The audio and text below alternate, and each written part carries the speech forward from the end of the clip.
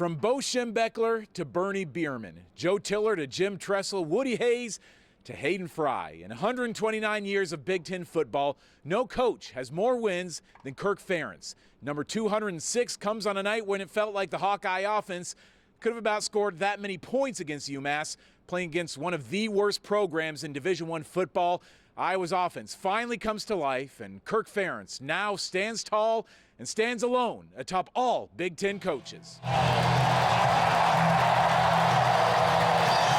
Iowa returns to the field for their final non-conference game and first ever meeting with UMass, a program that Kirk Ferentz knew well during his days playing at UConn, but the first time since returning to Iowa that he's led the charge against the Minutemen.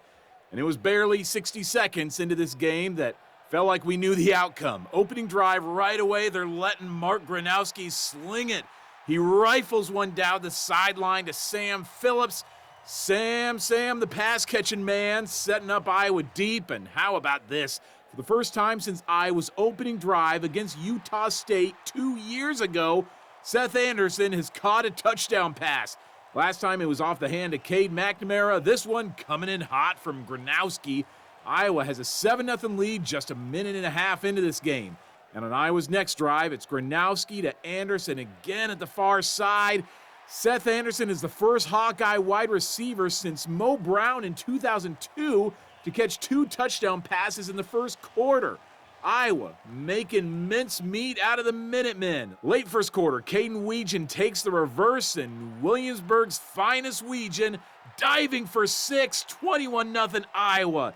A little shaky on the history here, but it's believed that Weegan is the first Hawkeye ever to score a punt return touchdown, kick return touchdown, catch a touchdown pass, and run for a touchdown in their Iowa careers. Weegan, 1 of 1.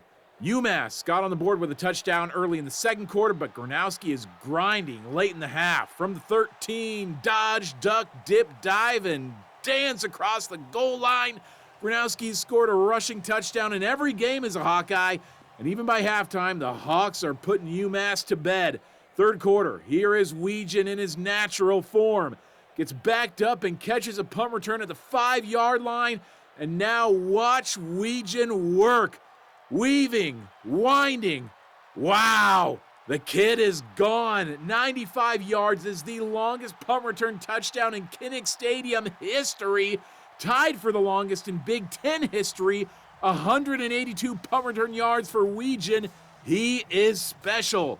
Closing this game down, downtown Hank Brown. First touchdown pass as a Hawkeye to KJ Parker. That's his first catch as a Hawkeye, and it's the coup de grace, catching the Minutemen sleeping. A 47-7 final. The outcome matters, but the reason the fans stick around is to celebrate this man. A man who's been head Hawk for 27 years. A man who's sent more than 100 players to the NFL. A man who went 1-10 in his first season as Iowa's head coach, but now 331 games later has more wins than any other coach in the history of the Big Ten. Kirk Ferentz is unparalleled. Not to minimize this, but you don't want to take away from this team and this year. And that's, you get one chance at every season with every team that you coach. And, you know, I'm looking forward to getting the focus back on that. And I appreciate the way the guys were tonight. That was special. I think, you know, when you get to play for a guy like that and what he's done, it's attributed to, like, the way he does things. And Coach Ferentz, you know, he's the absolute best man and coach. So he absolutely deserves this. Super happy for him. That's a part of history, and that's going to be a really hard record to break. And he goes down in the history books of football as, the winningest coach in Big Ten history. Coach Kirk is the first person to dismiss a record like this. He said for months he just wants to get it out of the way. So the milestone aside, Iowa puts up another 400 yards of offense, and maybe Mark Gronowski and the Iowa offense is what Hawkeye fans were hoping they might be coming into the 2025 season. We had a really good bounce back win tonight, and all cylinders were firing, and we kind of went back to the details, because we kind of got away from it and some stuff. And me personally, with punt return, last week was not my best week at all. So I kind of went back to the basics, and thankfully that helped out tonight. It shows you what we've been doing in practice. Guys have been working hard. We're never satisfied. I thought our skill guys did a great job today. To see them go out there and score some touchdowns was awesome. See Mark finally getting rhythm a little bit, get his throws going, and the run game too. It's just so much fun to see things start to click. I just got to go out there and play for myself, play for my family, and kind of play for the little kid that was playing Pop Warner football back 10 years ago. You know what I mean?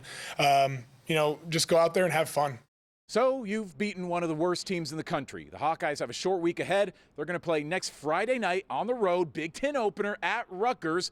The Big Ten schedule begins, and there are no more easy wins for the Hawkeyes. Reporting from a ever-growing more dim Kinnick Stadium in Iowa City, Owen Sebring, Iowa's News Now Sports.